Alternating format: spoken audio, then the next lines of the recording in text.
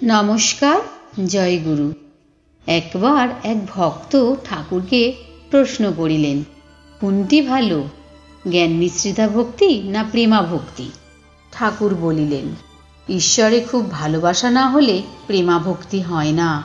আর আমার জ্ঞান। 3 বন্ধু বন দিয়ে যাচ্ছে, বাঘ এসে উপস্থিত। একজন বললে, ভাই আমরা সব মারা গেলুম। একজন বললে, কেন মারা যাব কেন, এসো ঈশ্বরকে ডাক। আর একজন বললে, না, তাকে কষ্ট দিয়ে কি হবে, এসো এই গাছে উঠে পড়ি। যে লোকটি বললে আমরা মারা গেলুম সে জানে না যে ঈশ্বর রক্ষাকর্তা আছেন।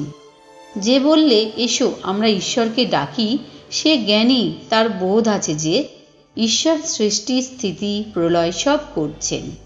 আর যে বললে তাকে কষ্ট দিয়ে কি হবে, এসো গাছে উঠি, তার ভিতরে প্রেম জন্মেছে, ভালোবাসা জন্মেছে। তা প্রেমের স্বভাবই এই, আপনাকে বড় মনে করে আর প্রেমের পাত্রকে ছোট মনে করে, পাছে তার কষ্ট হয়।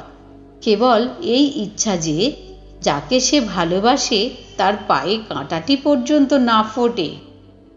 নমস্কার।